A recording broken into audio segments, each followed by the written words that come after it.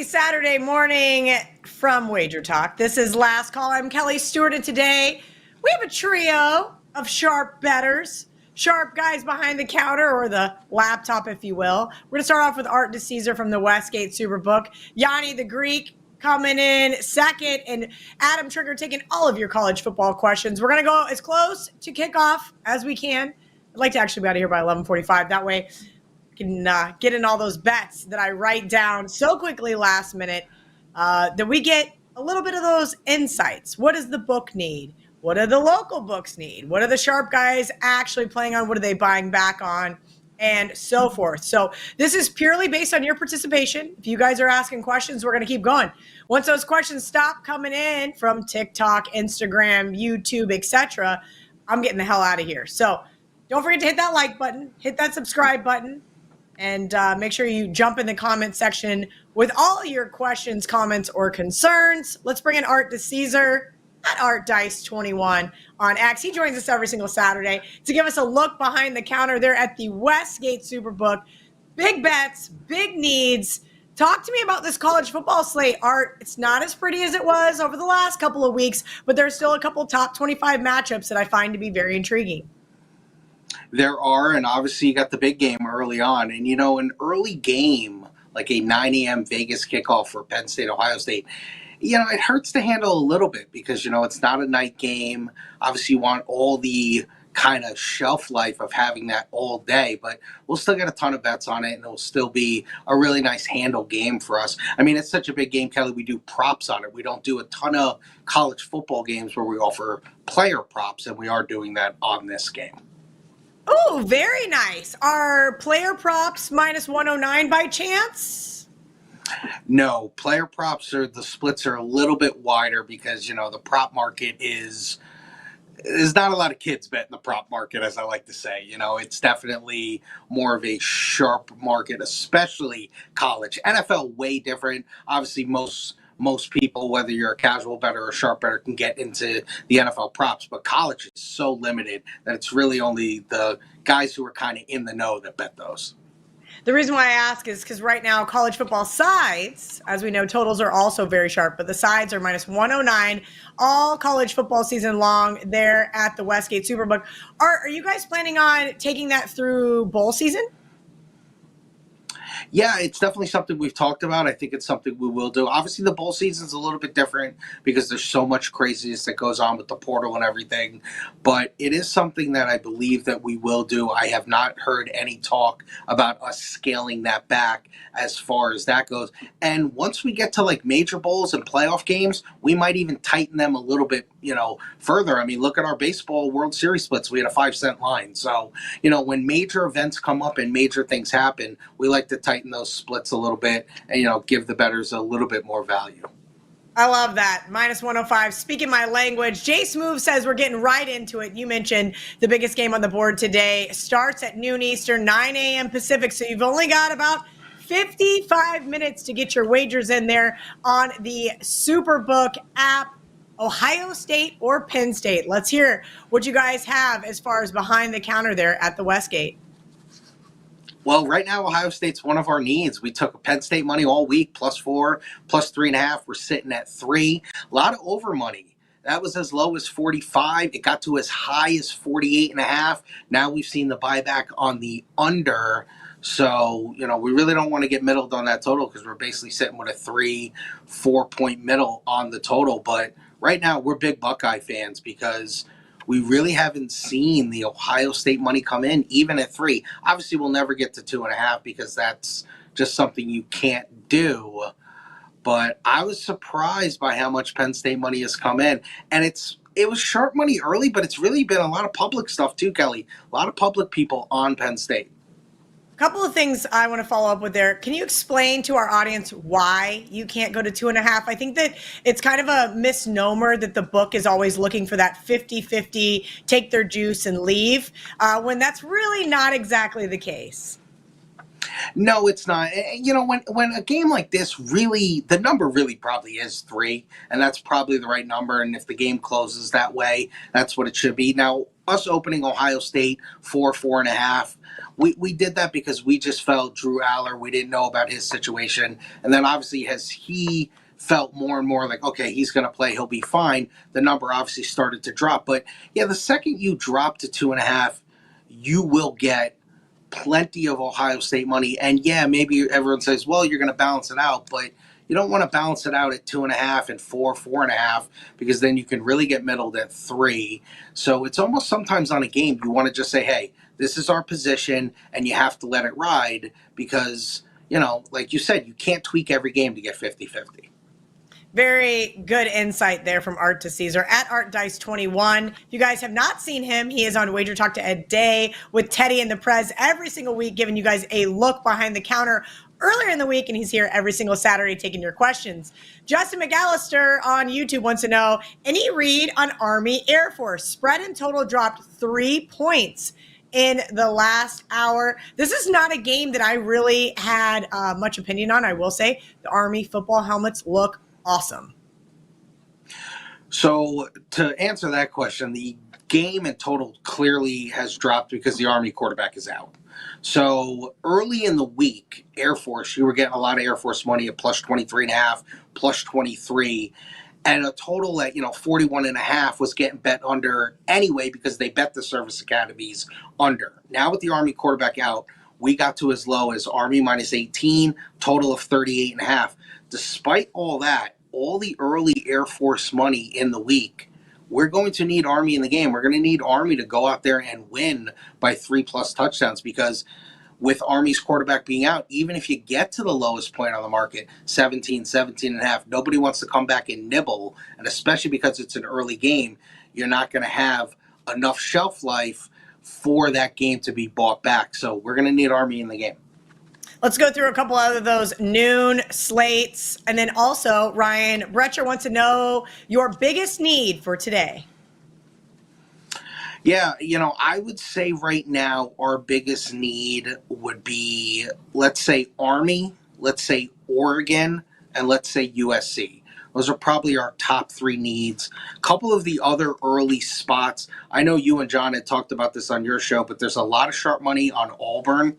They laid Auburn minus 6.5 against Vandy. That's now 7.5. Miami took sharp money at minus 20 versus Duke. That's now 21. This is a really good sharp play. Purdue, who was a dog early in the week, they were catching 1 point against Northwestern.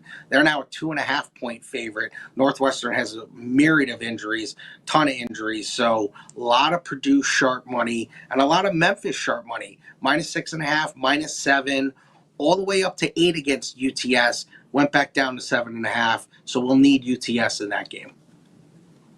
UTSA, the Roadrunners, one of my favorite underdog spots there over the last couple of years. All right, Art, let's move on to the later slate.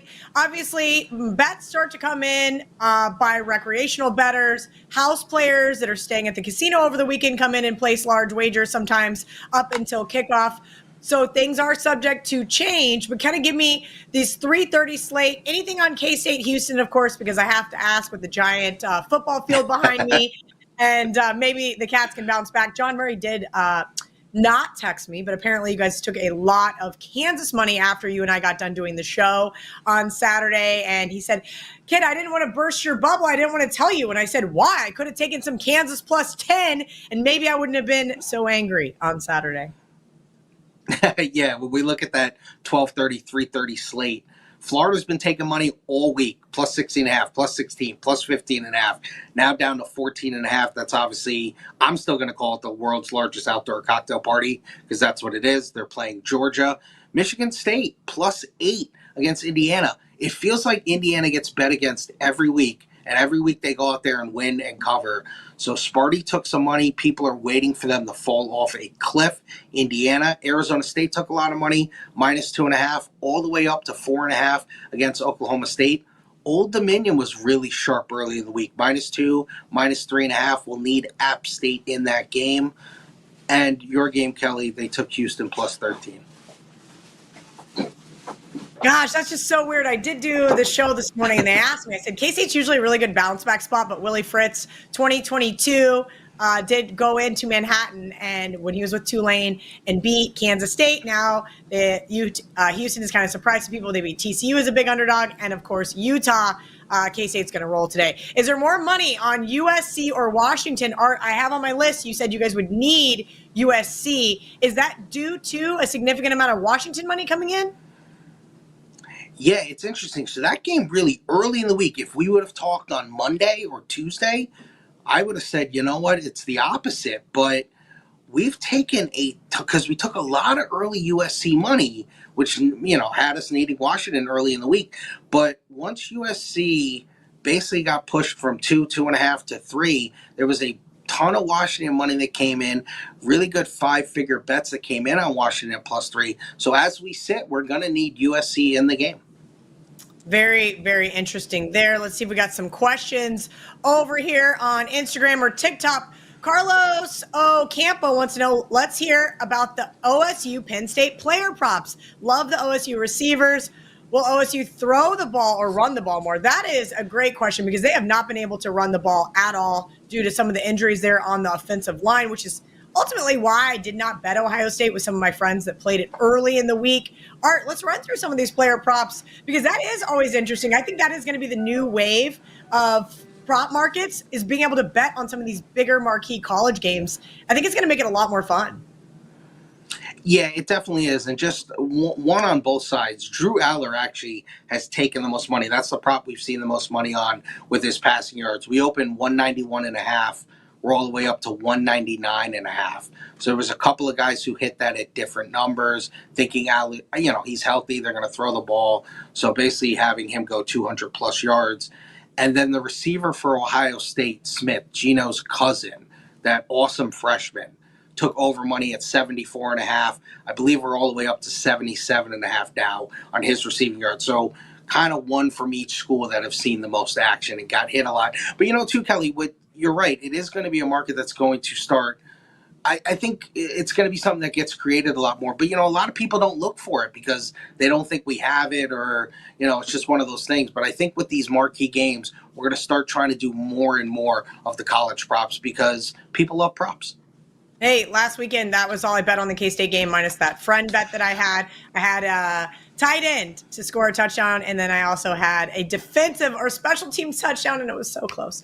All right, Corey Roberts, game that I gave out, 13.5. Corey Roberts was no Iowa State spread has come down after steaming up early in the week. Is that weather related or more that Tech's starting quarterback will be playing? I think it's a combination of both, but you're right. Iowa State did take a lot of sharp money early in the week. And for us, just on the other side, we didn't necessarily take Tech money at the high point. We just moved with the market. Our early initial bets on the game were sharp on Iowa State. The buyback for us never really came on Texas Tech. We just moved. All right, we'll see if Texas Tech is getting any money when we talk to VR here in a few minutes. Expat Mark's Soul Palace. What a name. What is the biggest public bet of the day? Well, that's a great question. I would say,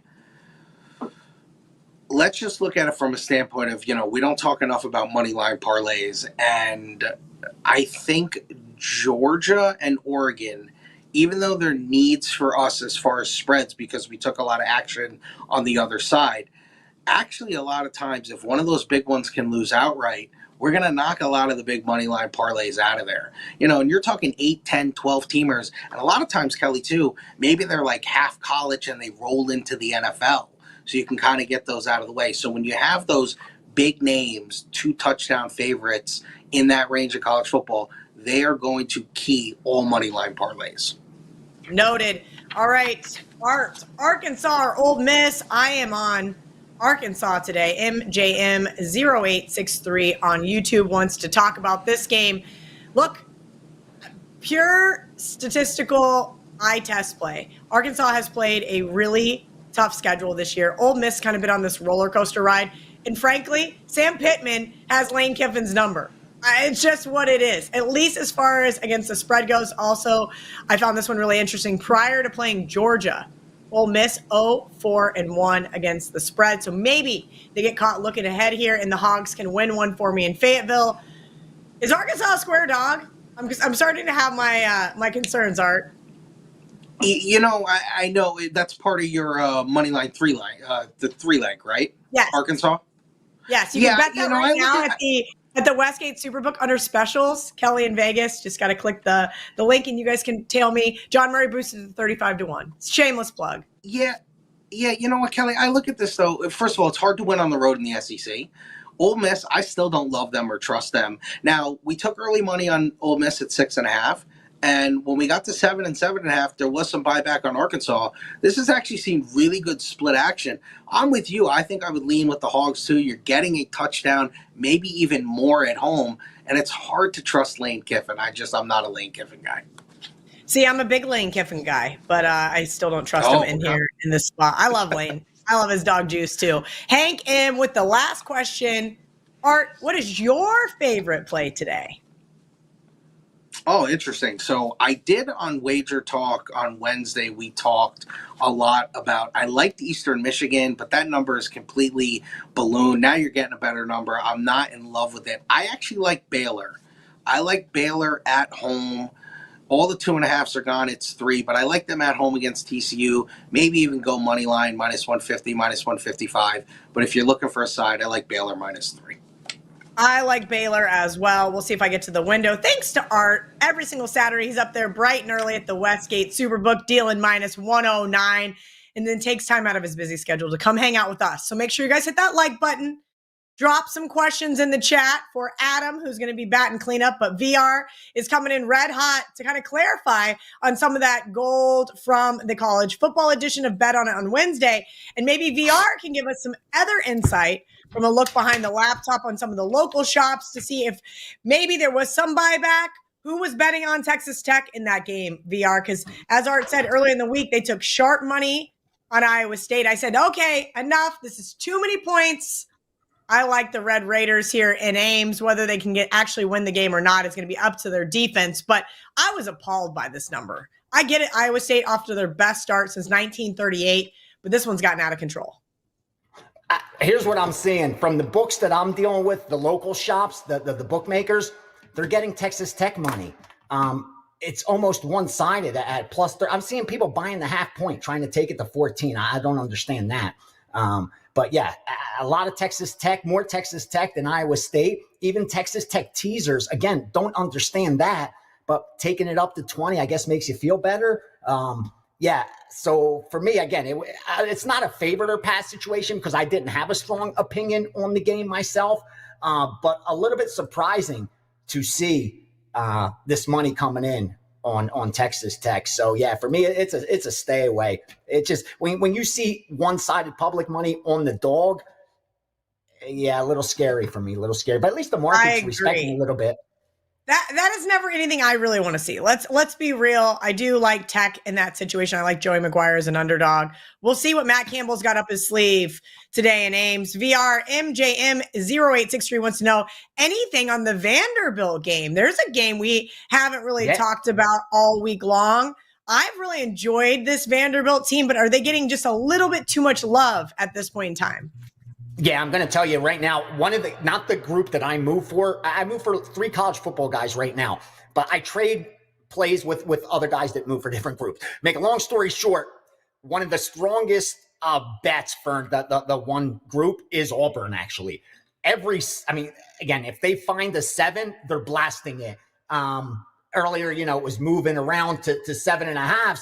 But whenever it dropped to 7, they wanted it. And a couple of the local shops, I've been able to get them more money down on Auburn -7. They also bet the under 10 in the first quarter. They bet it +110. They bet it +105. They bet it at even money. And that's where they backed off. That's why you're looking at the under 10 in the first quarter now favor. So I agree with that. I actually like Auburn a lot. It's one of those I wish we could tease in college football because that fits perfectly under Wong teaser. But, it's probably just going to stay with the point spread there. So I agree with the move. I like the Auburn side myself. Vera, let's talk about that really quick before we get into Minnesota, Illinois. Why is teasing college football not plus EV, right? I feel like I have a ton of guy friends that I really respect, and it's like the degenerate side of them loves teasing college football, and I it's hard for me to if they win, right? Because on occasion they do. It's hard for me to say, you guys, long term, there's too much parity top to bottom in college football. This isn't the NFL. And obviously, NFL is a stronger market, so there's more value. But can you kind of break it down as to why teasing college football, you're not going to win long term? No, it's just not going to help you. The variance in scoring is the difference maker. Like in the NFL, it's a very efficient market. And even as efficient as it is, we still know that the average NFL game finishes about 10 points off of the spread. Again, we always say, wow, how did Vegas do it when it's -3 and it lands on a field goal? But on average, they're 10 points off. So that's why the teaser rarely helps you in the NFL unless you tease through key numbers. In college, it's even worse. Meaning that the average points that they're off compared to the point spread is a lot greater, and the variance is a lot greater. The scoring is a lot higher. So whenever you're also expecting more scoring, the points you're getting are worth a lot less. Kind of like, why would you tease in the NBA? They're expected to score 225 points. Are 4 points really going to help you? You really need those 4 points. Is that going to be the difference maker that you're willing to lay that extra juice for? So it makes you feel a little more comfortable because you're getting a better spread than what the market appears to be. But when you factor in the VIG, and then you factor in that you also have to tie in another team, you're just never getting the best of it. The win percentage that you have to hit to make it profitable just isn't going to be there. Plus, with the VIG involved, they're just not profitable bets, Kel. It's like the roulette wheel. Sure, someone right now, as I'm speaking with you, just hit a number on roulette, and they're so happy, and God bless them. I hope they could use that money because they just got paid 35-1. So if they put $10, they just won $350. They're thinking, what a great bet I placed. But you couldn't place a worse bet because you just back up and you look, and you're going to see 38 plus numbers on a roulette wheel. So unless you're getting 38-1 or better, you're not getting the best of it. You're only giving you 35-1. So you already know it's a negative EV bet. You just happen to be the product of good luck. You got lucky. And that's the same thing with college football teasers. Sure, they're going to cash on occasion. In fact, they're going to cash a lot. One team covers, one team doesn't. But you're paying way too much, and you're hoping to be the product of good luck, not the result of placing good bets.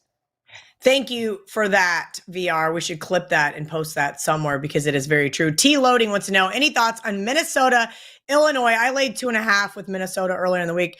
I love this defense. I love PJ Fleck. Illinois kind of got humbled last weekend, and I think that continues again here on Saturday. Plus, I love laying points against ranked opponents, especially at home when they should be, it looks like a pick'em situation. So for them to go all the way out to Minnesota -3, I think indicates that a lot of sharp money came in on Minnesota. Could not agree more with you, Kelly. In fact, this is one of the guy that I share plays with. That's one of their bets. They bet Minnesota on the money line. They even laid the 1 on Minnesota. So it's not one of those manipulation bets where they're looking to get plus money on both sides, kind of like when you can move the line from -1.5 to -1.5 the other way. You get plus 105 on both sides either way. So you're getting free money. That's not the case here. Minnesota's definitely a legit move. And they're one of those teams that's just not sexy. They've been outperforming the betting market, covering 6 of 7, 7 of 8, depending on when of the games push. But nobody's really cashing tickets with them. And here they are on the road again. Undervalued, came out as the underdog, and wise guys stomped on them again. I agree with you. I still don't think the number is high enough. Obviously, I would rather have gotten in early than late. But I do think it's a Minnesota pass. You saw what Oregon did to Illinois. I don't think they bounced back quickly from that loss. We've got about 5 minutes left with VR. So if you guys have a question for him or just want to tell him how great he is, drop that in your respective comment section. We're checking Instagram. We're checking TikTok, X. So if you have a question on anything not named YouTube, we will take that as well. David Havley wants to know, what is the Greek god like? Ohio State or Penn State? Here's the problem. I have a bias. I need Ohio State to win this game because I have a future bet on Ohio State. So when that's the case, I kind of sit myself on the sideline. And that's why I don't like those future bets that I remember. You know what I mean? Because it's like you shouldn't let it affect your week-to-week stuff. With all that said, I can confirm with you that the Penn State side is the sharp side, meaning that's why you're seeing Ohio State only as a 3-point road favorite instead of a 4-point road favorite, because they did take up the 4s. They did take up the 3.5s on Penn State. Since then, it's been two-way action. The books that I have access to, regular bookmakers, that probably 99% of their action, if not more of it, is all recreational bettors. It's split. It's split right down the middle. What sticks out to me most is that the sharps came in on the under and the public's on the under as well. That's usually not a good sign because we know that the bias from recreational bettors is favored and over. So when they're going against their bias, you got to pay attention. And this is one of those cases where they're going against their bias and even taking a worse number because the betting syndicates got out ahead of them and took the better total going under. So with that, I'm always cautious when I see that. And you see it's creeped back up to 48. Like it went down to 45 and the public's betting it under and yet it's trickled back up. That to me is the most telling sign. Again, this game could stay under. I mean, they could be a 3-0 final and I could look like an idiot, but just reading the market, nothing else, no handicapping involved. This has over written all over it. It's got such early manipulation when the money line, when the limits are low, where you could just drop this down because remember, low scoring games below 50, all those points matter. They all matter in college football. And being able to get over 45 instead of going over 47 is a big deal. And I think that's what we're seeing here. I like the over a lot. Just looking at it now, I thank you for asking that question because I would have probably even overlooked that. Yeah, that just, it's red sirens flying everywhere, man. Sirens flying everywhere. I won't be surprised that goes over by halftime, Kel. Wow. Okay. I'll keep an eye on that one. Rich, we're going to get to your question here in just a second, but VR, I want you to give yourself a little self-promotion. You've got the Steam Room going on, and you also join us every single Saturday and Sunday here on Last Call to give us that insight, that gold that we all love. And then Rich wants to know, what is your favorite barking dog of the day? All right. Real quickly, I got a 5% in UFC today. 13-2 this year on those. Number one in profit overall in MMA. Really good information I get when it comes to UFC. Numbers don't lie. Also got a 5% going in NFL tomorrow. I didn't have one last week. I'm very selective with those. That's why we've hit 5 of 7 in the NFL. And, of course, got a lot of college football today that I've unloaded on. So it's a good time to come on over. Steam Room will be there tomorrow. We will go over each and every NFL game. More importantly, I'll jump on Last Call and try to share those teaser bets that have been undefeated the last 4 weeks. 15-0 the last 4 weeks if you tease the Wong 2.0 that we do.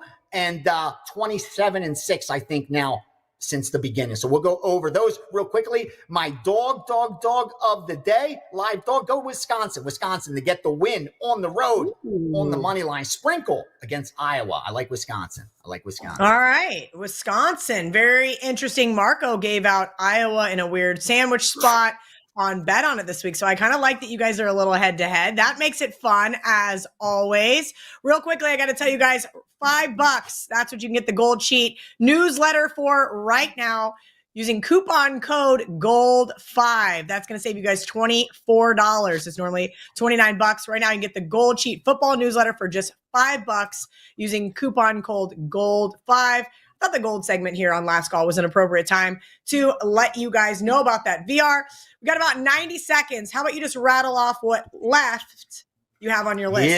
Yeah. I'm just going to go off the gold. Here's the other sheet that the guy gave me. Their group. They went 321 Virginia Tech -3, 323 under 62 Louisville Clemson, 327 under 55.5 Arizona Central Florida, Auburn -7, 336 Marshall -10, 347 Minnesota moneyline, Minnesota -1.5. And then Michigan State and Indiana over 51.5, over 52. We also bet the Michigan State Indiana over in the first half. I gave that out to my subscribers at 26. A couple more I'll rattle off for you real quickly. Ole Miss, Arkansas, first half over. Appalachian State under 28.5 team total. Army under 31.5 team total for the game. Under 17.5 first half team total. So a lot of under on the Army team total. First half end game. Pay attention to that. Akron, first quarter, +0.5. They're willing to lay all the way up to -175 to get a half a point in the first quarter on Auburn. I gave you the Wisconsin side. Memphis, UTSA, over 60.5, 61. And Washington against USC. Publix on Washington as well. That scares me. And the over in that Washington game. So those I've been able to stamp as legit moves. Follow, fade, or ignore. I hope you cash them, don't trash them. I'll be back tomorrow with some last call damage. I love it. At Greek_Gambler on X, on Instagram, and of course on TikTok. VR is always over there on those social platforms giving out gold. We'll get some UFC for him as well later on in the week. You guys can always check him out on Bet On It, college football and NFL edition. All right, guys, you've got about 19 minutes. We're going to have Adam Trigger 19 minutes, which sounds like my version of absolute hell. Adam Trigger, thank you for coming on this morning. You've been crushing college football the last few weekends, so you get to sit in the coveted last call seat. Let's get right through this. You guys, we have a buzzer ready. Adam gets 60 seconds per question. Virginia Tech versus Syracuse. You got the zip up on. Yeah, this is a play for me, Kel. I'm on Syracuse today, +4. I did a long video on the WagerTalk YouTube channel. So rather than go long on this one, which I very easily could, I'll point you to that video. Couple things I will say. This has historically been a tough trip for Virginia Tech. They have Clemson next week. Two in the running back is a little bit banged up, and I'm not convinced that Kyron Jones comes out and just throws the ball all over Syracuse here. I think there was a big-time overreaction in the number. I made this closer to pick. Kelly, I think this may be open like very early in the week, Virginia Tech -1, bet all the way up to -4. Disagree with that. I think it should be closer to where it opened.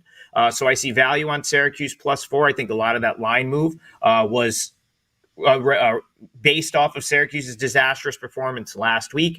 But credit to Pitt. They really confused Kyle McCord, and he then ended up with no confidence the rest of the game, as you would expect after throwing multiple pick sixes. I think Syracuse bounced back. The Dome's going to be close to sold out. It's homecoming. It's just a tough spot for Virginia Tech, in my opinion. And then, of course, having Clemson next week does them no favors. But the long version of that is up on the WagerTalk YouTube channel. Syracuse +4. All right, guys, head over there, check that out. Search Adam Trigger, and I'm sure it will come up. Kyle McCord, 3 pick sixes. Is that a record? I should have Googled that. I'm so glad. I was this close to betting Syracuse, and I got caught up with work. And boy, am I glad I didn't. What's up with SMU favored by a touchdown over Pitt?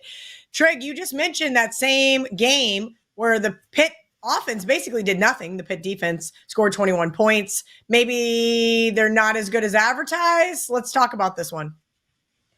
Yeah, I mean, I don't know if they're not as good as advertised as much as it's just, I think they might finally meet their match here, Kelly. So Pitt has played 2 road games this year. One was at Cincinnati that they probably should have lost. That game was a 14-point game going into the fourth quarter. Pitt stole it right at the end, 15 unanswered points to close the game. Their other road game was North Carolina, a game that North Carolina could have won.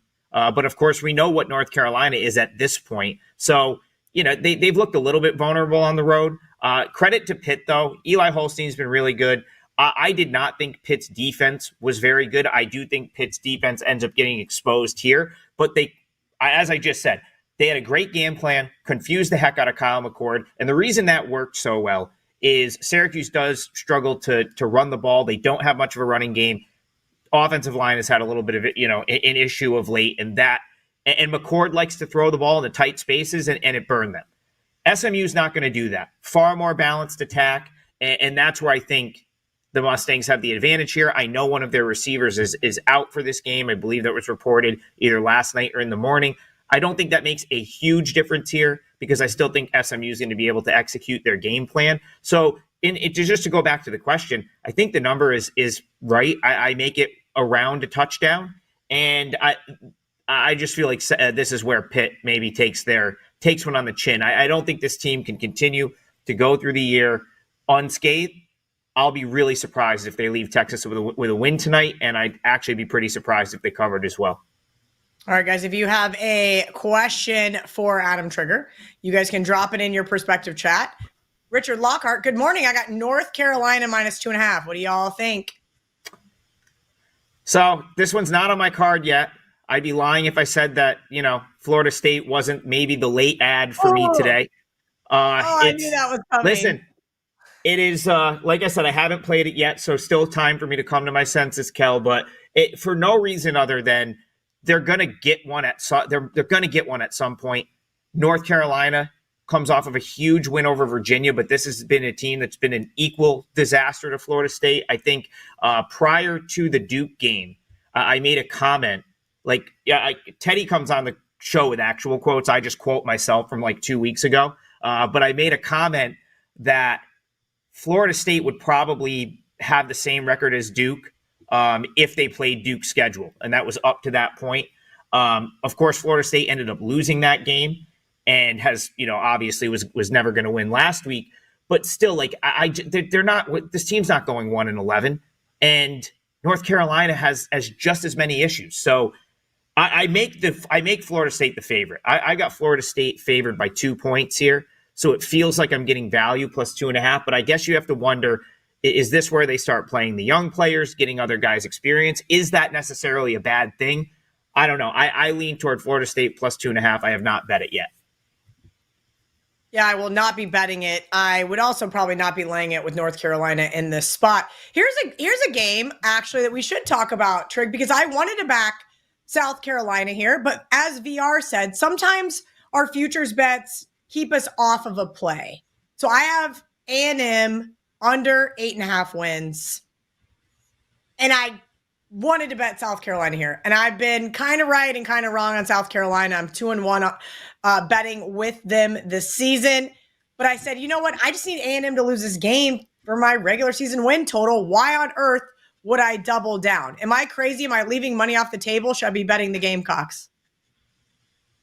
I mean, the side is really tough. I made a comment on the football show yesterday. Did the WagerTalk football show that I felt like these two teams are able to take away what the other likes to do offensively. Specifically, Texas A&M. I don't think they're going to let South Carolina run the ball here, and so that led me to the under.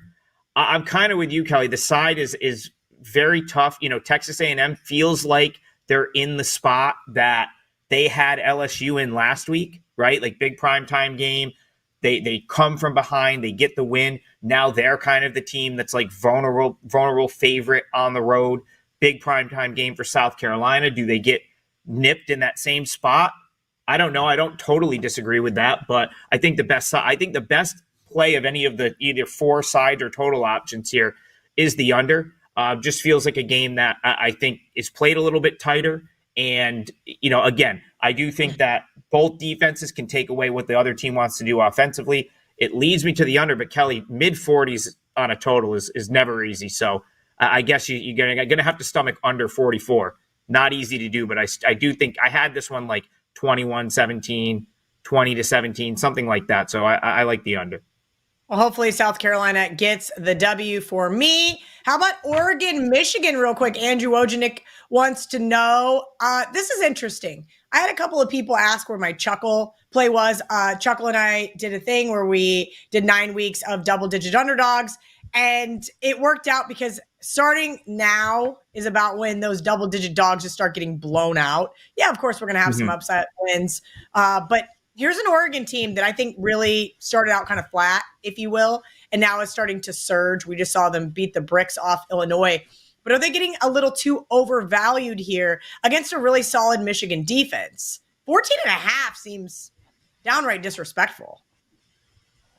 Kelly, if Michigan could throw the ball at all, I would love them to in this spot against the spread at this number, catching 14.5 or 15, because I truly believe Oregon will make Michigan throw it here.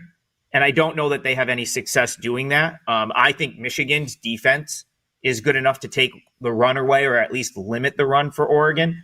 That could present a little bit of an issue. But I just come back to this Michigan offense. Oregon, again, I think they can make Michigan throw it, and that's a problem. I don't trust them to do that. So it would be Michigan or pass. But again, I'm not super confident in Michigan's ability to put up points, which is why I'm going to pass. I would have to, unfortunately, agree. I just don't think that they're it. Brandy Sullivan wants to know thoughts on taking Arkansas +8. Where is Arkansas +8? I do not have the WagerTalk odds screen open. That's really interesting. I usually don't like when things go against me. I was happy to see Arkansas had hit 7 yesterday, then got a little bit of buyback. It is 8, Joe? Is that what Joe's telling me behind the wings? Hard Rock went to 8. Okay. All right. I love that.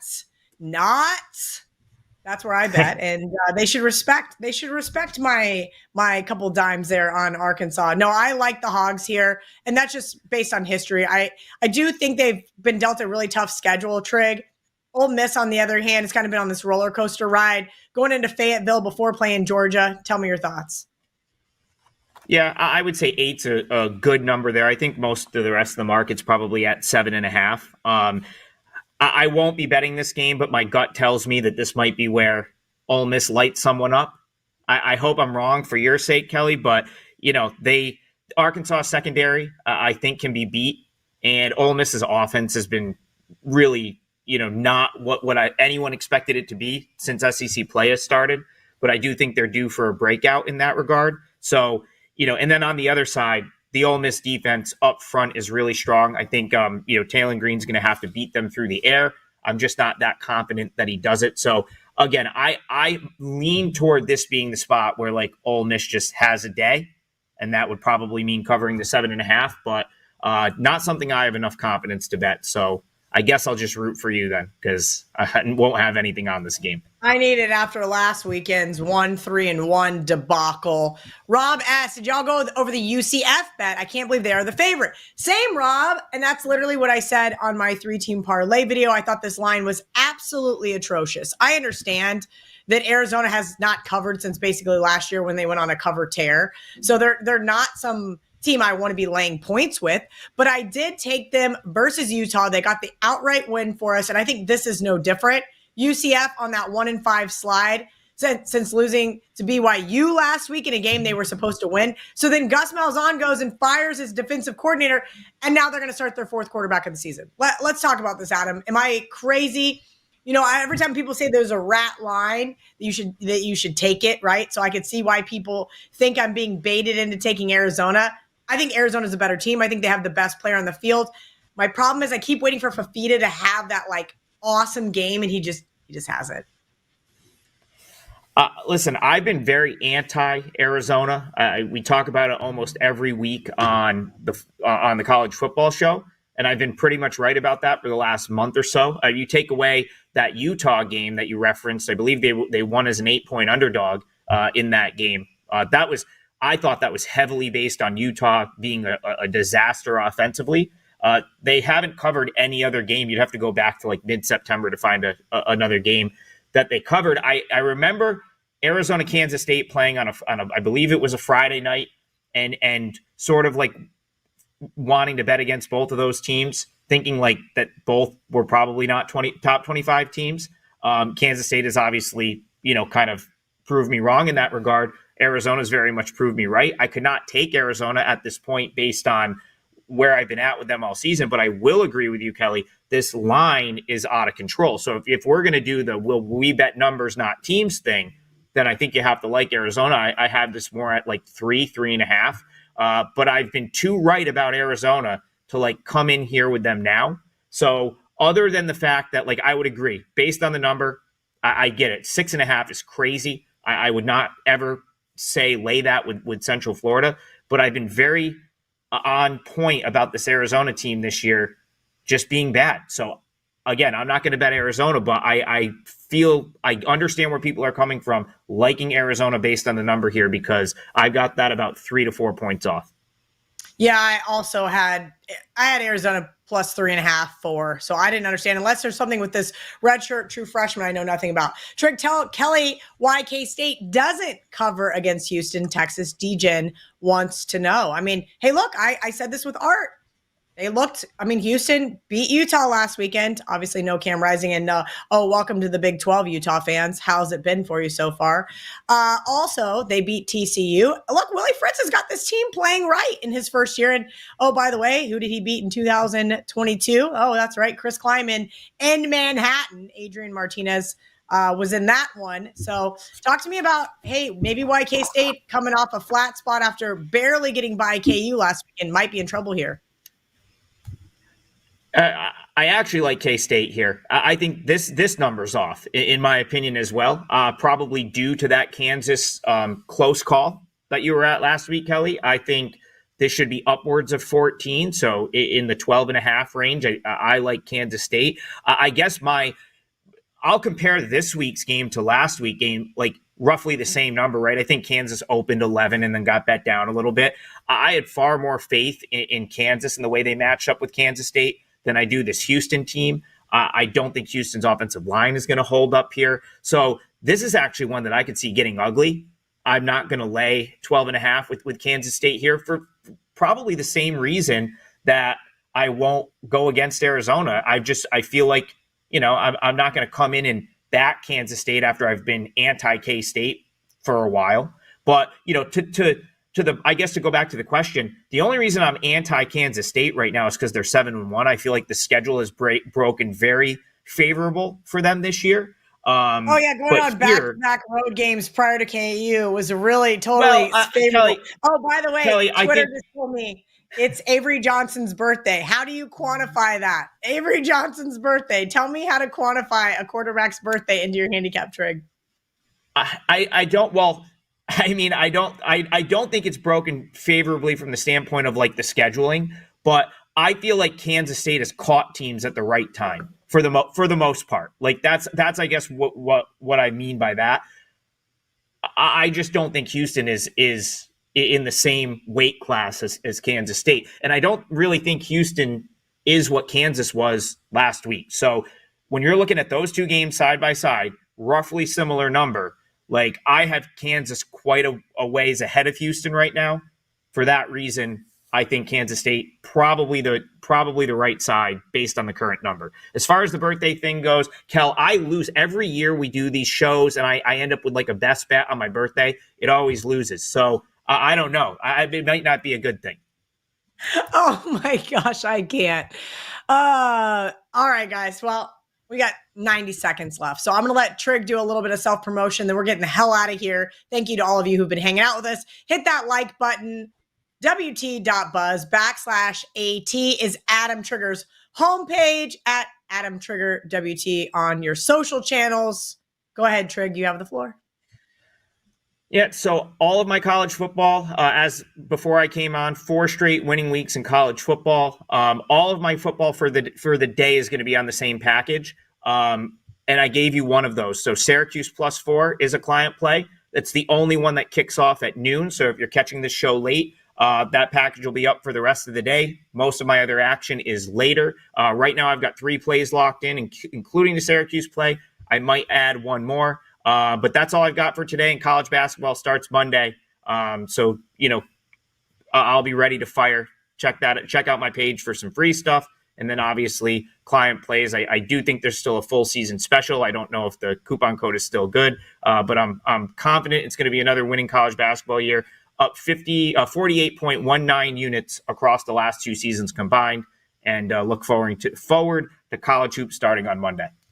Trig is your college basketball guy. If you're looking for some very extensive game previews, head over to the WagerTalk YouTube channel. Trig has been doing a great job of breaking those down. Thank you to all of you guys for hanging out with us here on Last Call. We'll be back tomorrow. We've got the Prez coming back to answer all your questions. We got John Murray coming back to give you guys a look behind the counter. And of course, we've got VR. So you guys have a question for them. Make sure you're in the chat bright and early. And I promise to get to you guys again. Hit that like button. Give us some love. We are here for all of you. Good luck on your wagers on this beautiful Saturday. And we'll see you tomorrow.